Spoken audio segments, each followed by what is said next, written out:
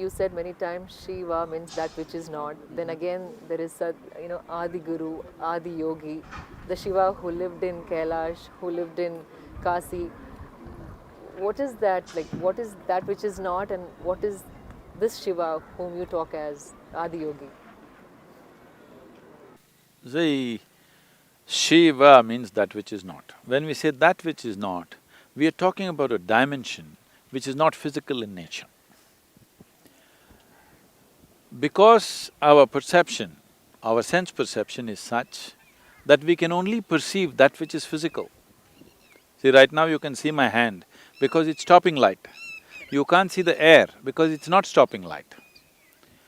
Though the air that you breathe right now is more vital to your life than my hand, isn't it? But you can see this, you can't see that. In other words, our senses are geared to see only what is required for our survival process. Anything more than that if you want to see, you need a certain enhancement of perception. So entire yogic system is enhancement of this perception. Yoga is not a philosophy, it is not an ideology, it's not something that you believe in or disbelieve in. It is something that you use to enhance your perception, to sharpen your perception in such a way you can see things that you're not seeing right now. You can hear things that you're not hearing right now. See, right now, the meteorological department is saying, day after tomorrow it's going to rain. You look and see, does your eyes say that? Not at all. No, it doesn't. But I'm telling you, there are many birds and animals here which all know that day after tomorrow it's going to rain. Ants know it's going to rain day after tomorrow, but you don't know. Why? They are probably experiencing something different. Is it a fact in the evolutionary process, as human beings, we have the most evolved neurological system, yes?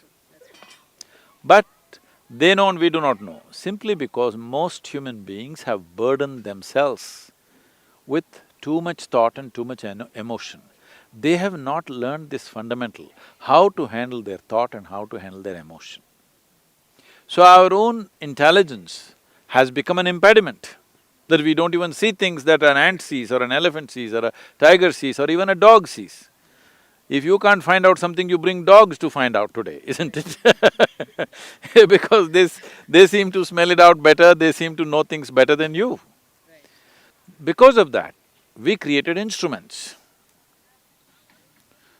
Because we have an intelligence which is of a certain kind and which is still new to us, if in evolutionary scale it's still new to us, because of this, we came up with tools, mechanisms, instruments. So we can't see up there what is there, so we put a telescope. Now meteorological department is not run by the ants, it is run by human beings. They themselves cannot see, but they made instruments which will see. Yes? The ants may be able to see by themselves for their survival. We are not able to see because there is too much thought and emotion going on. But now we came up with instruments which will see for us, which will hear for us, which will tell us things which we ourselves are not able to do. So in this entire process, what is visible and what is not visible? What has a physical structure and what does not have a physical structure? We started exploring all these things. But the fundamental of our science or the pursuit of our science is called as physics. Physics is the only real science, rest is all offshoots of that. So when you say physics, you have clearly stated, you only want to study that which is physical. This is a folly. This is the biggest mistake we've made. Now we are saying, only if it's physical, it can be studied and it exists. Anything that is not physical does not exist. Is it a fact that your physical body is an accumulation? Yes. Over a period of time you accumulated. So, if only this is real, you as a person, you as a life is not real. This is what we are stating. I'm saying this is where the fundamental flaw is. So Shiva means that which is not. So we are talking about, in some way, accessing that which is not physical or which is not in the purview of so-called physics or the modern science as we're talking about it. Today modern science knows that there seems to be something beyond, so now they're saying your logic won't get you there, so they're inventing something called as fuzzy logic. But still it's not enough because still you're trapped in your own setups, because it's physics. You are only willing to accept the physical as reality. That means your very life is not a reality. The life that you are is not a reality, only your body is reality. So we have developed an entire culture based on this. When you say Shiva, in a way, you're transcending that limitation of cultural limitations, scientific limitations, the mindset limitations that people have. Then where did he come from? If you grasped certain things and you got a certificate, you have grasped certain aspects of human body, we will tell you, oh, she's doctor. So how did you become a doctor? Because you perceived something. So now, a yogi came, he never bothered to introduce himself. So we call him the first yogi. Adiyogi means the first yogi, because he never told us his name. Then somebody said, but he is Shiva, because he's grasped that which is not. Because he has grasped that which is not, we also call him Shiva.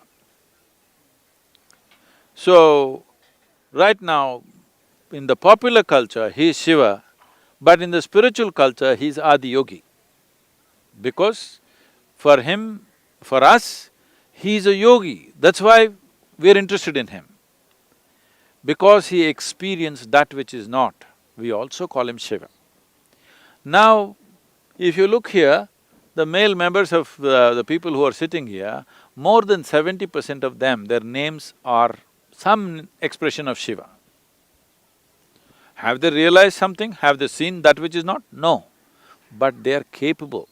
So we know they are potential Shiva. So we call them also Shiva. We may even name our dog Shiva, okay? We don't think it's an offense. Because a dog does not know that which is not. A dog is not a yogi. The dog is not going to realize either in his life, but we know he also comes from the same source. As I came, as you came, he also comes from the same source. So we don't think it's a improper thing to call our dog also yoga. Some people are getting very offended that I said this. They can get offended because I don't think maybe they use the word dog as a derogatory term. I don't think there's anything derogatory about being a dog. Most people trust a dog more than the human beings. So as far as I'm concerned, I can even call a grasshopper Shiva, and I do. If I see a tree, I say Shiva.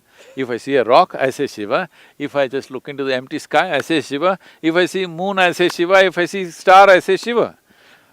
So, are these rocks going to realize that they're Shiva? No, they may not realize, but I have realized. That's a big difference.